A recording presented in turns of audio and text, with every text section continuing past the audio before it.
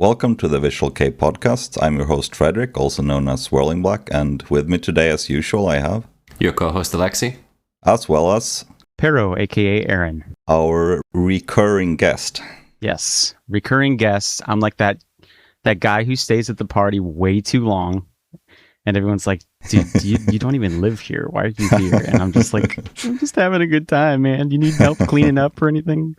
Yeah, you couldn't miss this one out, I think. No, I couldn't miss this one. This was actually like a must show kind of thing. I'm the guest that they're trying to make leave. They're like, well, you know what? I think we're good here. Aaron's doing the dishes. You know, it's like, no, guys, it's fine. Like, I got more alcohol with me. You know? The sink is finally empty. Yeah, exactly. Yeah. So anyway, the topic of today's episode is going to be the earliest years of the band MUCC, which I assume most of our listeners is familiar with. So we're going to cover the years from 97 until 2001, basically, and go through all of the demos, some singles, mini album, as well as their first album, and end on that note. And this is going to be a two-part episode, so at some point there's going to be a break as well, and you will have to finish it up the next month. Oh yeah, we're trying out a new segment as well to quickly go through some news in the Visual K scene. And as far as I'm concerned, the biggest news right now is that D'espairsRay drops a new single for the first time in, is it like 16 years or something like that? They finally came back after a very long time. Yeah, and it is not that they only came back to do like a short tour or like a few one-offs. They will most likely even put out an album. I guess that's actually confirmed by now. I think so, at least, that there is some kind of bigger release planned, yeah. It's good stuff. It's kind of a continuation of what they were doing when they left off, really. So, I mean, you can't really complain too hard about that. It's still the same band. My old ass is like, it's not Kumo, but it'll never be it's Kumo. It's not their first take. I agree. I think it sounds like what you would expect from this band, like a direct continuation from where they left off in 2010. And I'm very excited for the possibility of an album that we can, review on this podcast, maybe at a later date as well. I think the distance to the disappointment that I experienced when I was like 13 with them has, like, I'm over that by now. And when Monsters dropped, I think I was the biggest Monsters hater on this planet, and I remain. So this is not that far from that vein. It's obscenely poppy in some sense. But on the flip side, it's a very effective formula, and it's just very nice to see them back, and they look genuinely very happy to be back as well.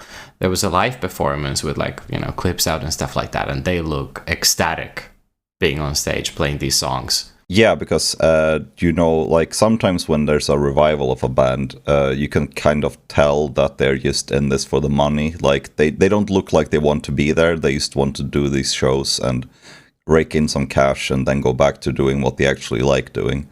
These guys look very happy to be back together, I think. Yeah, it's not like they were languishing in obscurity. Like, they were in Angelo, and Hizumi's got his own stuff. I think he was perfectly happy doing that too. But yeah, this song sounds like it's a kind of a distillate of, I guess, all three, excluding Colset. The rest of the full lengths, I think this is a pretty sort of something like really in the middle of all of these. That scream in the beginning is like an olive branch to the community. Yeah. But I don't think they need to do that. I think they do poppy songs very well. I hated them when I was a kid because, you're more sensitive to stuff like that. But for example, I'm one of the few people in my circle. Frederick is another one who enjoys the Redeemer singles. Yeah, I like them a lot, actually. I used to not like them, but I came around on them maybe 10 years ago or so. Yeah, which sounds like a long time, but it's still, 6 years after the band disbanded the first time. So time flies. A decade in an old man's life is not that much. We're already at that stage of our lives where we're operating on decades. Yeah. Right, yes. We should just rename the pod, Old Men Talk About Visual K. Did you hear the Redeemers tracks like in a big system, like at the club, for example? Because that probably helped. They're very party songs. Like they're high energy kind of like blast it in a big room kind of songs. Yeah, they sound great, played really loud, like in a party setting. That's where they're at their best, I think. I just came back actually from Poland. I was doing a live event playing Visual Kei music at a nightclub. I do this club called Lunacy, which is based here in Sweden, but sometimes I play other countries as well, mainly in Poland. So I just last weekend did a full night of Visual Kei DJing. That was a lot of fun. If you know a venue in your town that would love to host a VK club event, do reach out to the Visual Kei podcast. Oh, absolutely, of course. I mean, I will gladly play anywhere. I'm extending an invite to Seattle, Washington, so hopefully you can make it down here. I mean, if you rent a venue and, buy me a plane ticket, I'll come. Oh, that's easy. Sure. I mean, I could do that don't... in an evening. Yeah, imagine the cost of the entry to recover that money. Like, you have 50 guests and you have to cover my plane ticket. It's like $100 entry for each person or something. Sir, I like Visual Kei, but I find this a bit excessive. I would like to ask an anecdote from you. Obviously, you do take requests. Yeah, of course, yeah. Is there something that frequently keeps popping up in the request form that surprises you? I think that some bands that pop up that does surprise me a bit are some older bands, and especially when it's coming from young people, because I'm still not used to like 90s Visual Kei, especially more obscure 90s bands being popular with the kids. So when I see someone ask for like Raphael or something like that, that always surprises me. And I get that request like every time for a Raphael song. And then, of course, I mean, there's some modern bands as well, but they're more expected, I would say. It is a shame that the classics, the real, the iconic stuff is a surprise these days, because VK is so saturated with new music and so many bands that, once you hear, can you play some Raphael? It's like, oh, whoa, what? Really? You actually like Raphael? That's awesome. Yeah, because what you sort of expect the kids to be into are the bands that are, well, more of the current generation. Mm-hmm. I mean, I get a lot of requests for, of course, like Gulu Gulu and Mamireta and those kind of bands, yeah. But they are very much in the current zeitgeist, so that does not surprise me at all. Like, that's what everyone is listening to at the moment. But I think it's the ease of availability now. All the stuff is on Spotify and YouTube. When we were kids, it wasn't exactly the CD store era before they all turned into vape shops, but like we were only listening to the current stuff, more or less, and stuff that was so legendary that you just couldn't ignore the stature of bands like X Japan and Lunacy, and Right. It was a lot harder to be a nerd of obscure bands back in the day, so I think that's also a reason why I keep getting surprised, because, today you can use YouTube and open YouTube, search Visual Kei. You can probably find some band none of us have heard about before, and it's on YouTube in good quality, of course. Meanwhile, back in those days, you had to rely on word of mouth. And really cool fan sites. Yeah, exactly. That's what I meant by word of mouth. Type of word. Because, none of us actually talked to other people, that's of course. So true. Yeah. That's an important point. That's very true. I remember the first episode of this podcast thinking, it's so weird hearing all these bands pronounced, like, verbally. Wrong. And incorrectly, yeah, exactly. Yeah, it's funny because, Alexei has this very Finnish pronunciation on some bands that he probably picked up before he started talking to other people about music.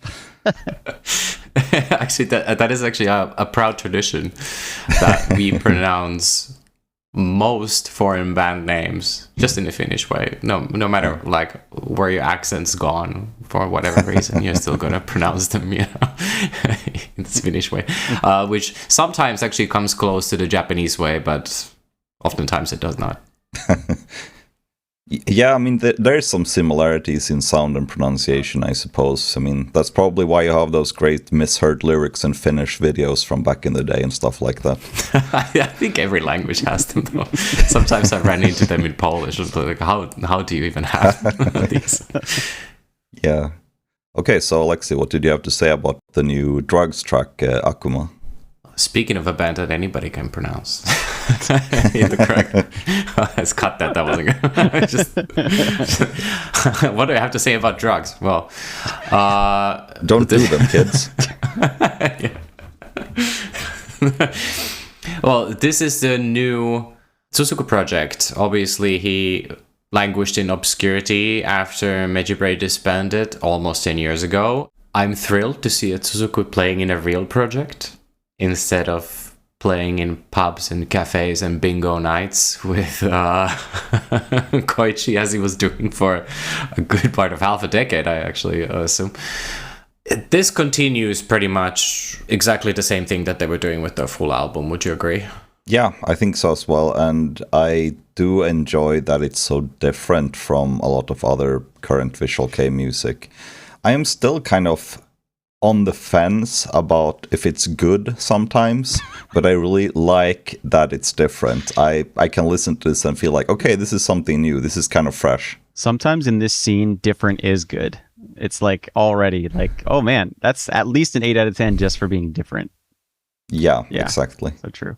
Well, the closest thing to this is like Petit Brabançon, because this is just a full-on nu metal VK worship project. But it's funny that you said, like, I think there's a little bit of like, I really, really want to love them and I really want them to do well, because we were talking about this in a group chat, and I had basically earlier already praised it to heavens. And then one guy's just like, yeah, this kind of sucks. And I was like, oh my God, I think it kind of does. Now that you mention it. I'm very susceptible to peer pressure, okay? But but then I had to listen to it again, and I decided that okay, I still like it. I think Taizo is an amazing guitarist. Wataru is also a great bassist. Liked both of their previous work a lot. It's probably the most sophisticated nu metal sound since like Kagero, early MUCC in a way. You can hear these Art K. Their Art K credentials from Bell and Liplik are like, you can hear them in the warped melodies that are going on in the songs. And Suzuku is a kind of a singer you'd like for this kind of an off-kilter sound.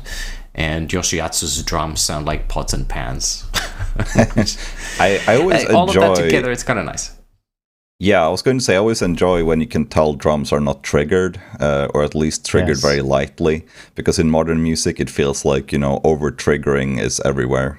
The production is incredible, is the best part about this, actually. Like, there's so much of this digital guitar tone in VK now that sounds like 1,000 Ethernet routers going off at once. And this time you hear, like, fingers on strings, which is amazing. Like, hearing humans playing instruments is such a novelty these days. Yeah, it's very organic, I would describe it. Yeah, there's only one thing about this band that rubs me off slightly, is Yoshiatsu's social media posting. Let's not go there. I don't think I want to talk about that on the pod. Sorry. We might end up in some defamation lawsuit or something. If you're listening, just look it up. Do your own fun research. Yeah, just Google Yoshiatsu, Twitter, or Instagram, I guess. Well, you know what? I wish that Bandman was so easy to reach when I was a kid. Now you can just actually tweet something about music. You can ask them about their careers, and there's actually a chance that they reply, if it's in a language that they can understand, obviously. But, when I was a kid, I had to go and hang out in front of, Lucan's bus for hours and use a gas station restroom. See if I could potentially maybe catch a quick glimpse of them passing by and ask.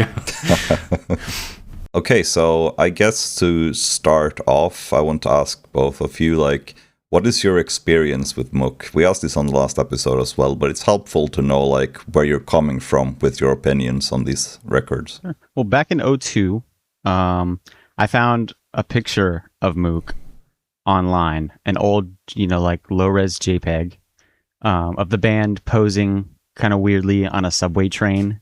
I'm sure you both know exactly what photo shoot I'm talking about.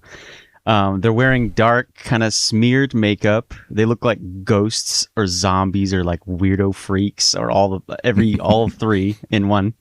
Mia and Yuke were dressed like schoolboys who were raised from the dead, and Tatsuro looked like some kind of screwed up delinquent gang member who got into somebody's makeup kit and didn't know how to put any of it on.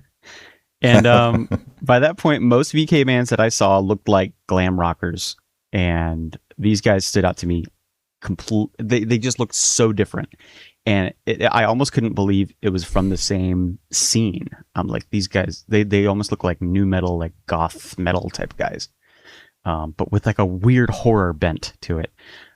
So I saw that, and I saw their name listed on the website, MUCC. I didn't know how to pronounce it, so I thought it was an acronym or something. And I just looked on P2P apps for hours to see if I could find MP3s or anything possibly. And luckily, their name is very easy to search for. So eventually I stumbled on some MP3s, and one song was all I needed personally for them to become one of my favorite bands ever. And I've been following them closely ever since. Less so these days, but super closely up to, I would say, after Shion. That's kind of my obsession cut off. After that, I'm just like, I love them. I respect them. They're great guys. I'm just not super into the music as much these days. But yeah, that's pretty much my origin with the band. Do you remember which song it was, the first you heard? Yeah, it was Itai Tegami. Oh, nice. That's a great one. It's a fantastic song, and I'm excited to talk about it later. Yeah, in the next episode. Yeah, exactly. What about you, Alexei? This was one of those bands that you basically ran into when you got your VK starter kit in Western Europe at that time. If you found Deer and Grey, this would basically be like the next up at that time. They were marketed very heavily. I was a fan always, but more of a casual fan. I never attached my id into what the guys from MUCC were doing. And it also coincided with the period of going from Shion to Kyutai, which is when musically they were going in the directions that were not exactly what I was looking for at that time, which is when, Deer and Grey was coming up with like Uroboros and stuff like that. I'm glad you mentioned Kyutai, because I forgot that came after Shion, and I actually loved Kyutai, like front to back. Fantastic album. I had good time with it too, and I also saw them perform it live, which again, because at that time they were a great live band, it basically elevated anything that they touched.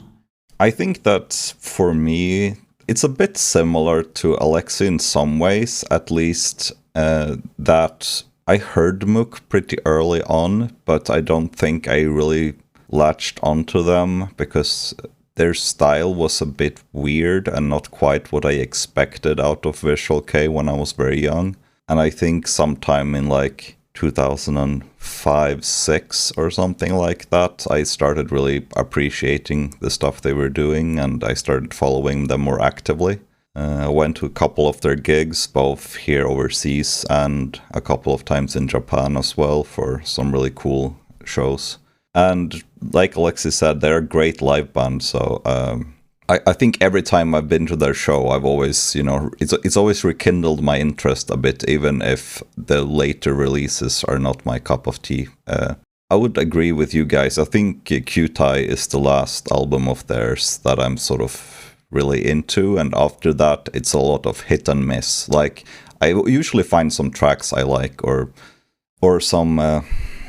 sometimes even like a release that I like, but it's not consistent anymore personally for me, because they're a band that has changed a lot, which, also takes balls, and I appreciate them for doing that, even if it's not always to my liking.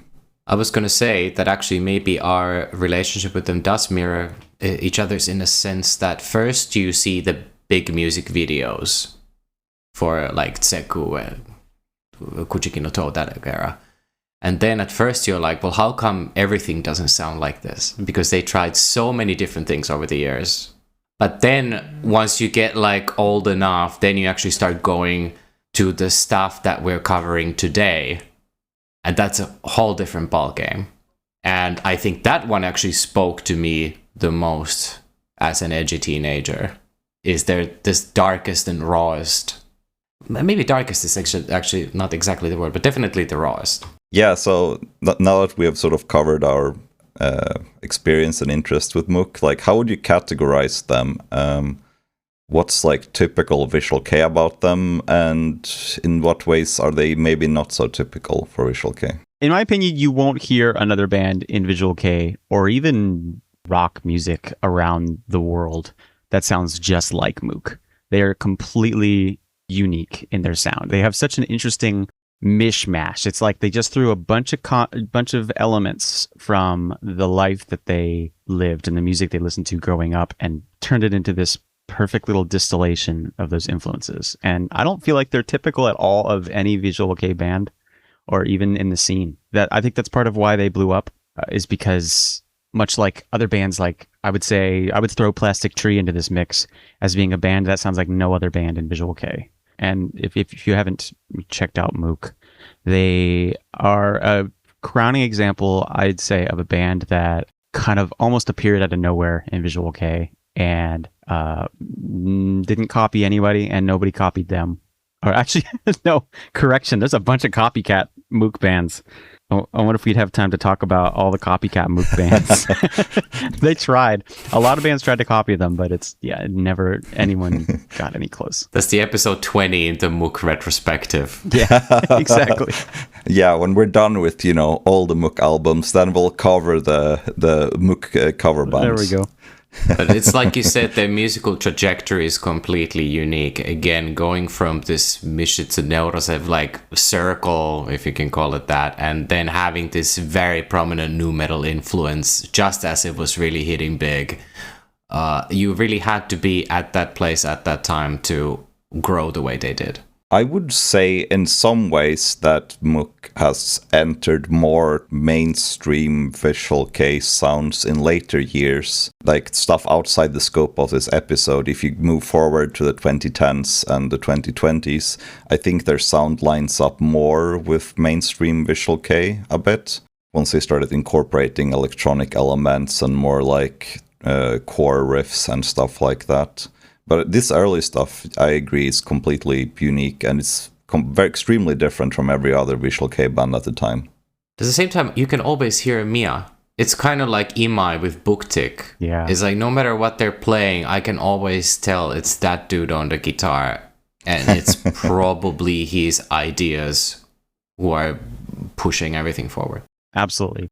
It always sounds like him. Yeah, that is true. That is true. It's one of those you always can immediately recognize. And it's impressive because he's often the single guitarist in whatever song he's playing on. And even when he's not, he sounds like he is because he dominates. He's really, really good at playing both rhythm and lead sort of simultaneously. Like he'll go seamlessly from a rhythm riff to a lead riff. Yeah, that is true. And to be honest, MUCC is one of the few bands where I haven't felt like I am missing a second guitarist. Because with some other bands, I will sometimes feel like this would really have benefited from another guitarist. Anyway, before we move on to the discussion about the releases, maybe, Aaron, you had something you wanted to say? Sure, yeah. Before we get into the show, if you're enjoying this and our other episodes and you want to help us out, please subscribe, give us a like or a 5-star rating, recommend us to your friends. Follow us on Twitter at the VK Podcast. Join the VKGY Discord server to hang out with us and meet new VK fans. And catch new episodes on Apple Podcasts, Spotify, YouTube, and pretty much everywhere else that you can listen to podcasts. All right, so let's jump in with the first MUCC release, their 1997 demo tape, No. It's time to roll in the muck.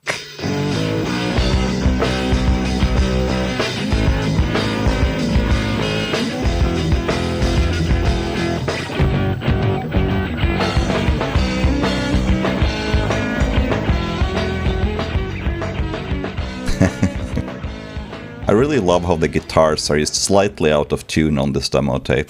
Like, you can really tell that they were just starting out. So this is the first MUCC release, and I think it was released just a couple of months after they formed over in Ishioka in Ibaraki Prefecture. So this is like a local release that was made over there before they moved to Tokyo the following year. Could you tell us a bit more about the origins of MUCC, Aaron? Yeah. So MUCC was formed in 1997 by 4 childhood friends, Tatsuro, Mia, Satoshi, and Hiro, all born within months of each other, and they all met in primary school. They started a band in high school, originally just doing covers, mainly like Blue Hearts and Mad Capsule Markets, and Luna Sea was another band that they covered a lot. They actually have a cover of Luna Sea's Deja Vu that they would play a lot, that they would eventually record for an awesome cover album that I really like.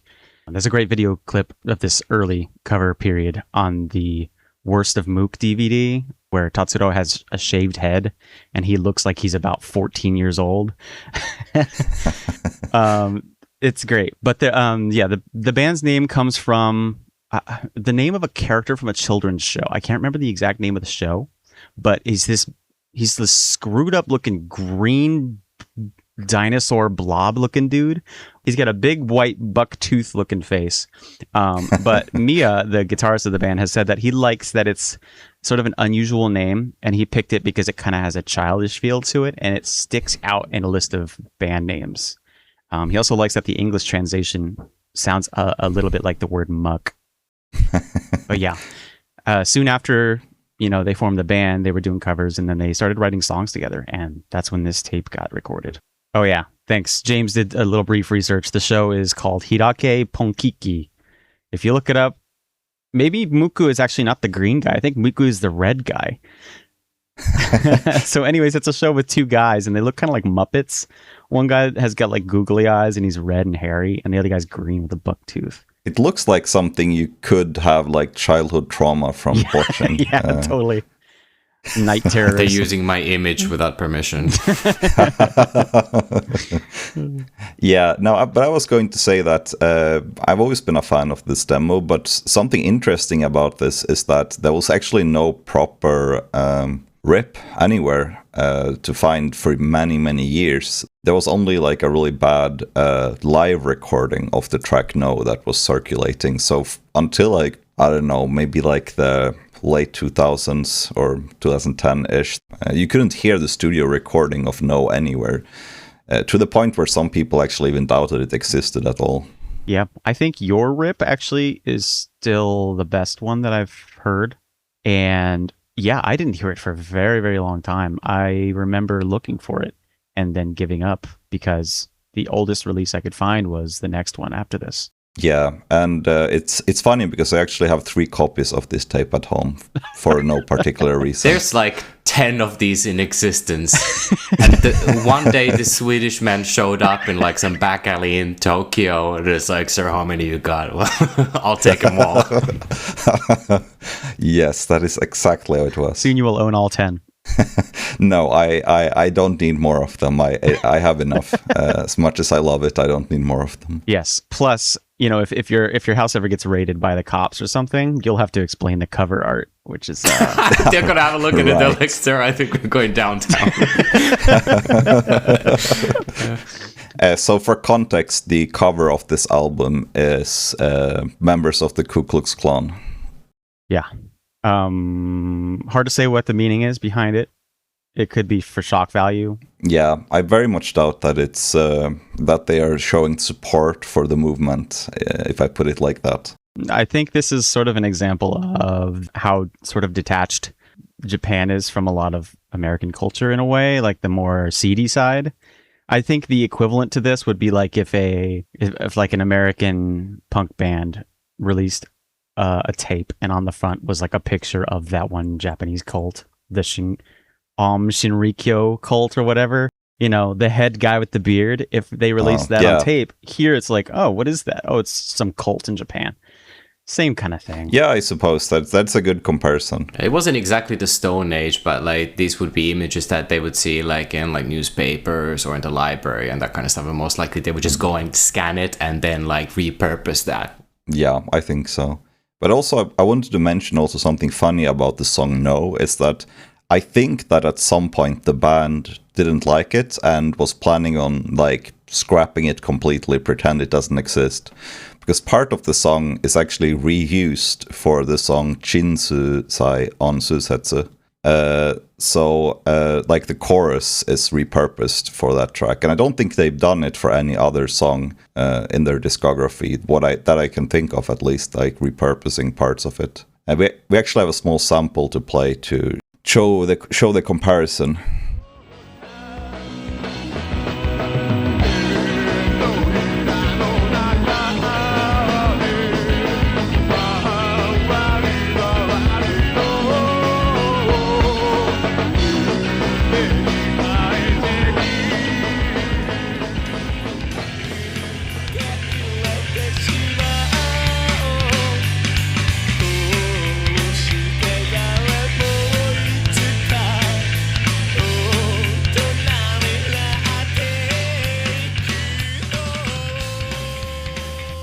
It's a much better song to use that chorus in, I will say.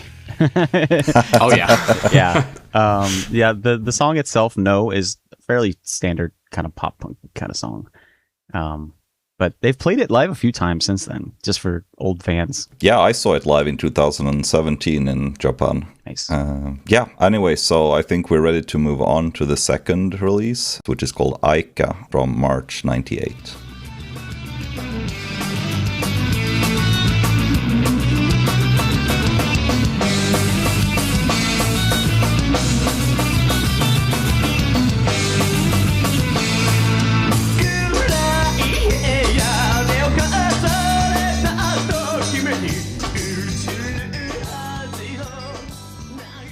So after the No demo, they had graduated high school and moved to Tokyo. They started playing at the Lighthouse, a venue in Mito, where a variety of underground bands played. One band that played there once in a while was known as Caligari. Well, standing amongst the crowd one night at Lighthouse during a MUCC show was the lead guitarist of that band, Ao Sakurai. He saw them perform and loved their sound. They had a very similar sensibility to his own band, with a strong focus on 60s, 70s, early 80s Japanese folk pop flavor. He met them after the show, took them under his wing, and gave them a lot of advice, and offered them a spot on his indie record label, Mishitsu Neurosis. Mainly for distributing, but as a general, just like, you're part of our club kind of thing.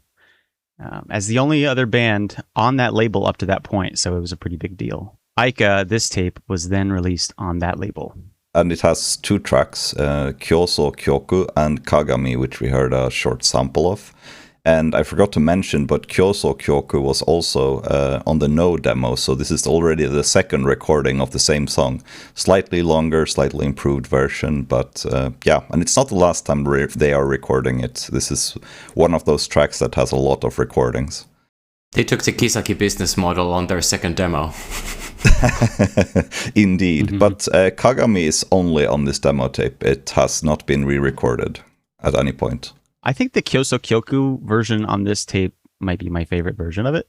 It's sort of got that MUCC sound almost totally realized at this point, and it's got it shows Miya's great guitar tone, his playing style. Tatsuro's voice is getting a little better, a little more polished. He sounds kind of shaky on this tape, but not so much as before, and his vocal tone is just, by this point, it's like no one else out there as well. It's great when a band that sounds like nobody else also has a front man that sounds like nobody else. Very just singular voice. I also think it's interesting that the Kagami song, for being only a second release, it's very complex. It has a lot of things going on in it, which is also one thing that surprises me in regards to, no re-recordings or anything. It feels like a song they should be more proud of than they might be. It's really impressive the way that they're already arranging all the guitar stuff, the speed metal guitar, which is also quite unique to MUCC in this early period of time. It's also very quiet in the mix, which is interesting. I think that comes down to the production value, more or less, but it just reminded me as I was listening to it of like the earliest Deer and Grey singles, like Jealous and stuff, that has this influence which they then phase out very quickly. So yeah, it's very sophisticated for such a young band. It sounds almost Kotike in a way. It's one of their songs that feels the most connected to the Visual Kei sort of zeitgeist at the time. It's closer to that influence, the Lunacy influence, I suppose. Yeah, and one interesting thing about MUCC as well is that they seem to still have a lot of fondness for their early material. Like last year they had, for their birthday event, they have a birthday event every year. And for the last one, they did like a requests show, so fans could request tracks. And they actually played Kagami on that concert in 2025. So that was pretty cool. It's not very often it comes up these days. Yeah, Kagami is interesting because back when I first discovered them, I kind of was listening to bits and pieces because you could only find MP3s as like a loose file back then. And that song plus a version of Kyoso Kyoku from another release later on, I think, were like two of the other MP3s I could find. And I remember actually hating Kagami because it was like, up to that point, I'm like, who is this cool, moody, kind of heavy, like dark band? And then Kagami's so bright and poppy. And I used to say my favorite MUCC song was every song except Kagami. That was like you were really on the wrong side of history with that one. I'm sorry. Oh yeah, I know. Exactly wrong side. I like it now and I sing along when I hear it, but back then I just couldn't stand it. I would like to imagine one of them going on the internet and seeing some American teenager who made his whole identity around hating one of their like old songs that they barely even remember they made it themselves, and they're like, all right, time to log off. Yeah. Yes. Yeah. Before we move on, I just want to mention as well that the booklet for this tape is absolutely hilarious, because at this time vocalist Tatsuro went by the name Tattoo, and he couldn't spell it properly. Like on the same page, it's spelled with 2 T's and 1 O, and also with 1 T and 2 O's on the same picture. Like, you would think there would be some kind of consistency, but on the same photo, but no. No quality control whatsoever. They just didn't care, I think. I wonder if that's why he scrapped the name eventually. He was just like, I can't spell this, so might as well just skip. He also drew the cover art. Oh, really? I didn't know he made the cover art, actually. That's Tatsuro's art. If you see like his other caricatures that he draws, it's the exact same style. I didn't expect that. For some reason, I expected that it would be Mia who made it, since he's like the artistic director of the band, so to speak. Oh, I wish he would have kept it too. You know, like how they always scream the bandmen's names during like in between songs. You just have people screaming "Tattoo, Tattoo." Yeah, I guess he could have pivoted to like that Russian group Tattoo, Tatu. That's kind of the perfect middle ground. Wow. Yeah, that's that's actually a label executive. You're like, guys, we're going to reach out to an international audience. This will be great. Yeah, of course. After the second demo tape. Yeah, exactly. Ao Sakurai has been listening to like Russian Europop, and he goes up to Tatsuro and he's like, all right, what do you think about lesbians? Sir, is this a trick question? Yeah. Okay, so before we move on to the next release, we'll just have a quick break.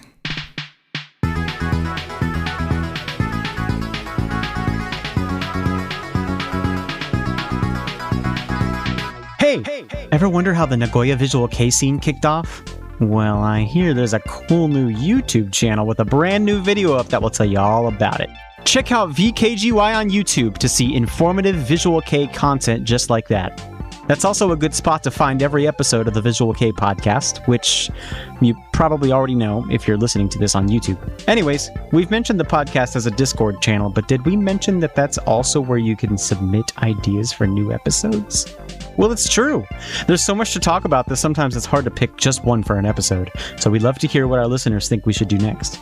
Hop on in and give us an earful. Links to both VKGY's YouTube channel and Discord server can be found in the description. Thanks for listening! And okay, we're back. So let's go on to the next release, which is the first CD they are featured on, called Hot Indies Best Selection Volume 1 from August of '98.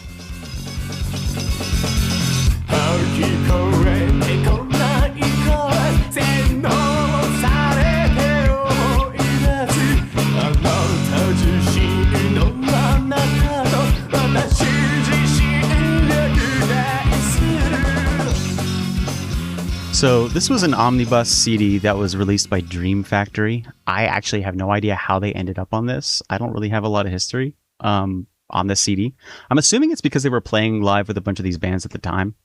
But I do know there's a cool photo of the band in the booklet where Tatsuro has on full white face makeup and is wearing a beanie. Pretty cool. Pretty good look for him. Yeah, the whole band looks very normal. They don't look very Visual Kei at all. And then it's just Tatsuro with like this corpse paint face and a hat. Yeah. If you've seen the pictures of the other bands on this release, something that really defines them is like normal. It really looks like they just bunched up together next to a wall, and like one guy just took a shot from like a very weird angle, and they're like, all right, guys, we got it. Yeah. I wonder though, could this have be related to like Mito Lighthouse and like Mito in general, Could be. like the scene over there. Because I feel like most of these bands I have never heard of except for MUCC. So I think this must have been a very small regional thing. There's even like a solo musician who was just like some dude. So I assume that it is actually connected to the venue, and he just sort of did afternoons there. Yeah, that's probably the venue owner. He's just like Yeah, it's my solo project. shoehorned himself in there. Yeah, has to do a karaoke track at the end. Yeah. I think he's like second last on the thing. Yeah. This story is not well known, but it was actually going to be Sir Dash Prize, who were going to be signed to Danger Crew, but the guitarist slipped on a banana peel, and then, you know, they were like, okay, I guess we got to take these guys called MUCC. I hope they're all right.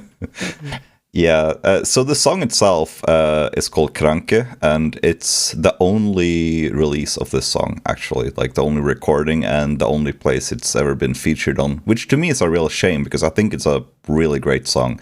It's short too, like only 2.5 minutes, maybe slightly shorter even, and it's very atmospheric, very like old school MUCC, has that sort of like crazy vibe to it. And in their early concerts in the 90s, this was kind of like their aggressive song, you know, when all the fans went completely crazy and headbanging and stuff like that. If you listen to all the other songs from this release and then this, you notice immediately that something has changed. The way that they own all these old school Visual Kei techniques in such a short amount of time is really incredible. Yeah, absolutely. And it's a shame it's such a rare song these days. I actually had the privilege of seeing it live once in 2017 at that one special show in Japan where they played all of these oldies, basically. Like, they did a tour for basically all their releases up until 2002, and they combined that into 2 days in each place. So it was a dream come true for me to see this live, but I think there was probably like 20 people in the venue who actually knew it. One more funny trivia is that this is the only CD release that features the original bassist Hiro as well, since he quit in early 99. Question, since we profiled ourselves as the Yuna truthers who believed that the best Gazette truly was the Yuna Gazette, are we also hero truthers? That the best MUCC was the hero period? No way. Not a chance. No, I will say, if we're truthers of any sort for MUCC, I'm a Satoshi truther. Oh, well, not a very controversial take, I suppose. Didn't he leave like yesterday or something like that? He left. Yeah, He left like 3 hours left the ago. other day. But yeah, it's true. So I mean, if he had stayed on for like a year or two more, I think the argument could be made a bit more convincingly. But as it is right now, I think he's mostly become a footnote in MUCC history. He's like Yuna, you know, in Gazette. It's like a footnote in the band's history. Oh, not in our hearts. Absolutely not. I own like an old booklet from like 98, I think, with MUCC, and it has hand-drawn pictures of the band members, and it's very funny looking. I have to take pictures of it sometime and show you guys. Yes, please do. But yeah, this song was their first example of their darker, faster sound. By this point, they kind of did maybe mid-tempo rock and some poppy rock and folk rock type stuff. This is their first instance of like, look, we can go crazy and dark and heavy. And there's still some jangly Kote K-esque guitars in there, especially in like the verse. But the composition is much truer to the sound that they would embrace for the next few years or so. All right, so with that, let's move on to the next demo, which is called Tsubasa o Kudasai from December of 98.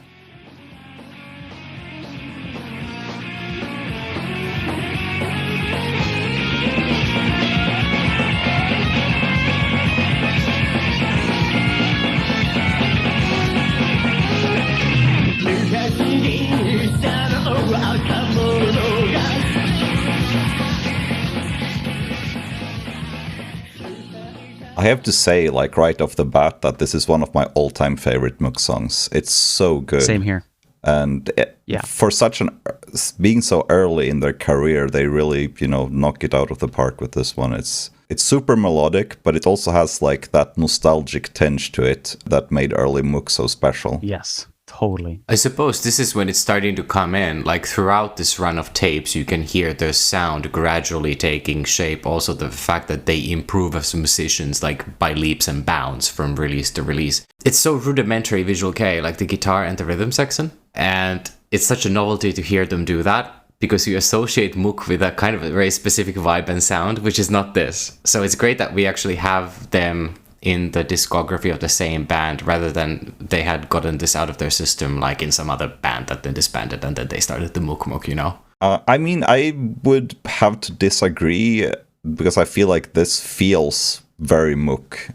I mean, I get what you mean, like the way the guitars work and stuff like that is very different to how MUCC sounded like a year or two later, but I think the feeling, it has a very strong MUCC DNA, this track, for me at least. For sure, but they, you know, they're still like playing with the tropes, I think. And I don't mean tropes in a negative sense. I mean like tropes always give you like a framework, and then you like, you know, you fill in, and they're really filling in it. Like Mia is really showing off in this one. It has their signature melody style and everything they've become known for in this era, for sure. And bits of it have lasted to this day. But this is a big fan favorite as well. This is a huge song that they play a lot, and they've re-released it a few times. It's just great. It's sort of like, I would almost argue that this would at least be one of the 3 songs I'd send people if I was like, you want to check out old MUCC? Here's the song. Aaron, actually, what you said about how they would share this with all the 60s and the 70s stuff, I think this is when it's starting to become more prominent.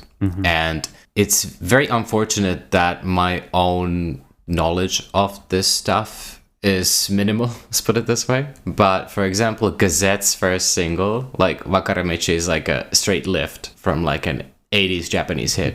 And that has to be a big point of reference for these bands. And that is what gives this nostalgic, wistful air to a lot of these. Yeah, I think so as well.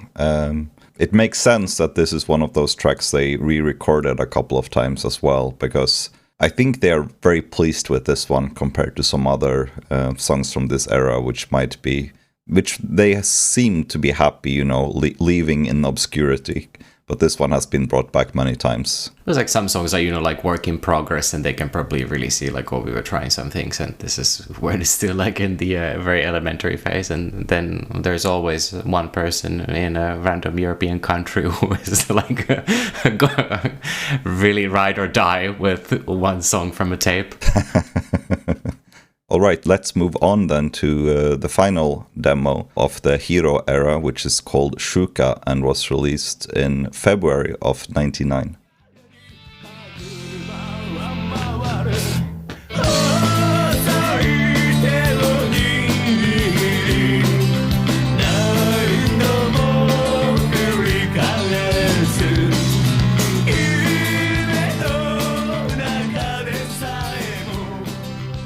It's a shockingly great tape for being tape only and for being so lo-fi. It's very kind of morose and moody and melodic, and it dips more into sort of their almost introspective, more nostalgic side rather than their heavy side. But it's just a great tape. I've listened to it a million times because it's, despite being so early in their career, the songs on it are just fantastic. Yeah, I agree. I mean, to be honest, this is basically an EP on a tape. Like, it's 25 minutes, 6 tracks. That definitely qualifies as an EP. So it's a step up compared to what they've done until this point, because the longest release before this was 2 songs. I think this was also the first of the demos that might have had a slightly wider release, like a slightly larger amount of units pressed. Because I think this is the only tape you can actually afford to buy without spending a fortune. Maybe a controversial take, but I suppose because I'm a bit of a newcomer to this release, but I think it's better than most bands' discographies. It might be a top 3 MUCC release for me overall. I think it's wonderful. They are really trying a lot of things that a band this young probably shouldn't do, but they're just going for it anyway. Like Koibito's got this fabulous exotic guitar interlude, then followed by a fantastic old school VK solo. And then Waltz is another that's almost like an early Mallis Miseresque. And this is a complete outlier, I think, in MUCC's discography as well. Yeah, it feels like it's the most connected to sort of their folk roots. It's extremely Showa-Kei, basically. But it's like, it's like you're saying, it's wild for a band that really had no other history as musicians to be so good right out of the gate like this. They really didn't have much of that junior period where I'm sure there's a lot of people who would argue that this is their junior period and this is when they sucked. It's like, this is prime stuff. No, this will mop the floor with most of the Kote stuff that was coming out at this time for sure. And is this the only release where you had these like very, very clearly Visual Kei melodies coexisting with, I think, the first attempt at incorporating nu metal? Yeah. Specifically thinking of Hana. But that's such a wild addition to this kind of music, because before that there were not even hints of it. Yeah, I think this might be actually the first point you can hear like an embryo to the chug, basically. That's almost a Duran Gray song title. Embryo to the chug. An embryonic chug. I was just listening to the radio and Pantera was on. I was like, you know what, I'm going to try something here. Yeah. I was going to say that I am very partial to the song Dilemma. I always liked it. I think I prefer the re-recording because it's speedier, and I think the song benefits from speed, but this version is obviously great as well.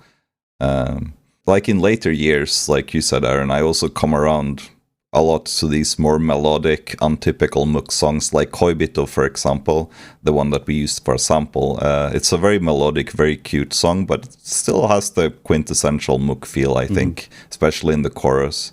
It was actually re-recorded in 2017 for their own tribute album under the name Koiwa Mizuiro. It's a great song. And actually, back to Waltz, I think the violin at the end is Kenjiro from Caligari. I need to double check my facts on that. I think it's Ao. Is it Ao? I thought it was Ao. Did he do violin? I thought I remembered Kenjiro doing the violin, for example, on Sentimentalism by Caligari. Yeah, you're right. It is Kenjiro. Sorry. Nice. That is definitely a Jiro at the end. That's such a cool thing, though. They already had, basically collaborations at that point. Kenjiro steps in like, hey, I can play violin. And I can slap a bass. They're like, well, we already got a bass slapper, so. Well, actually, at the point of this release, they didn't. Oh, you're right. They just had a regular bass guy. Yeah, because the thing is that this tape was released on the same gig that Hiro officially left the band. Oh, good point. So it's funny because, like, on the cover of the tape, you have the band, including Hiro, but inside the booklet is a picture of Yuke. For some reason. It's like, the old guy's on the cover, but inside it's like, check out, here's the new guy. Because I think he was already hired. Unless I'm mistaken, he was a friend of the band. I think some of those, like that early video you talked about, I think it says in that DVD from, it's Yuki who filmed it. Yeah, this was the last Hiro release. So there was probably an overlap where it was like, he probably left before it was released. And maybe the inner booklet was drawn before or after the cover. Yeah, I believe so as well. But I think I am pretty sure he's playing on it, though. I don't think Yuke is playing on this. No. Although from the production quality, it isn't that obvious. Something that I suggest our audience to do is that go look up the shows from 2017 when they're playing a lot of this material, but with Yuke on bass and obviously with modern production quality, and that's when you really hear the bass lines very well, and it's interesting. Before we move on from Shuka, we can't skip over Robert No Theme. So it's a song that's set to the melody of House of the Rising Sun. It's about a frog named Robert who was a puppet that MUCC would bring out at their shows and do little joke MCs with. And this is his theme song, and it kind of shows his sentimentality as a character. I don't know if we can play a sample, but I do have a translation of the lyrics just to fill you guys in on just, the person. I think we can do a quick sample. Yeah, let's do a quick sample.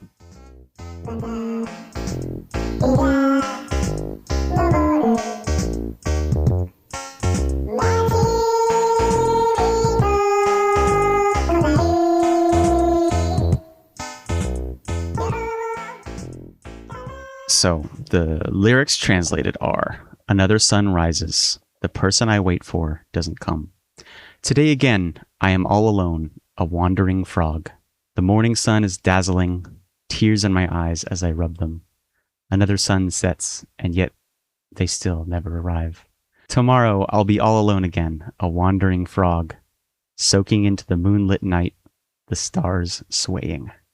And that's the song Robert No Theme. Fun fact, if you look up pictures of Robert, you'll see a frog puppet with an eye patch, and there's a reason for the eye patch. As the story goes, Robert would often insult members on stage, and at one particular show, Satoshi, in a rage, stabbed him in the eye, and it was added to the canon. I hope I'm getting the canon correctly on this, but ever since, he's worn an eye patch over his eye, and it kind of completed his look, Robert the Frog with the eye patch. Yeah, that's the legend. I mean, that's... I feel like a very strong dissonance between, the beautiful lyrics you translated and the sample that was played. I'm not sure I would have gotten that, those deep lyrics from that quick sample. You wouldn't think. I think Robert held a grudge all these years, and it finally led to Satoshi leaving the band. Justice was served. That's true. It was planned in advance. Yeah, maybe he will be the next drummer. I think he was gearing up to be the next drummer, and then it didn't work out. They were like, no. Listen, we understand your beef with Satoshi, but you're just a frog, man. Your arms aren't even long enough to hit the cymbals. Yeah. So before we wrap up this episode, a bunch of songs from this era we have covered now was re-recorded in 2001 for an EP called Aishu, which took me until today to realize it was the combination of the kanjis from the Aika tape and the Shuka tape, and just put them together, and then you have Aishu. But anyway, I was going to ask you guys, they picked 5 of the songs that we have covered here, but they skipped out on tracks like No, Kagami, Koibito, Waltz, and Robert No Theme. Do you have any idea why they would skip out on those songs in particular? Anti-frog sentiment. Yeah, no idea. Because my thinking was that since we talked about several times in this episode, like some of them are more melodic and stick out a bit in their discography. So I was thinking maybe they were trying to make it more coherent with what they made later, perhaps. I think that's entirely reasonable. Yeah. I know in some cases there's online votes involved, so it could have also been maybe a fan club vote, perhaps. Possibly, but probably not online in 2001. True. That's pretty early. It was actually by fax. Yeah, fax. Yes. Everyone could fax in the title of their favorite song, and then they would choose. Okay, yeah, so... we're going to wrap up part 1 of this MUCC episode here, and we will see you in the next episode. Thank you everyone for listening. Thanks you too, Frederick, and sayonara.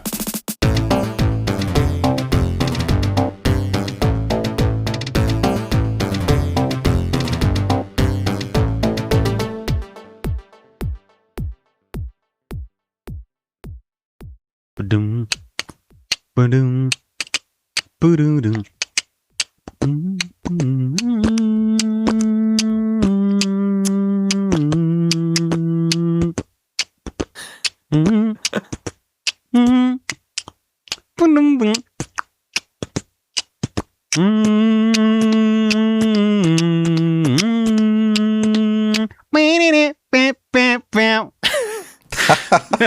Amazing. Wow. I feel overshadowed by Aaron's talent.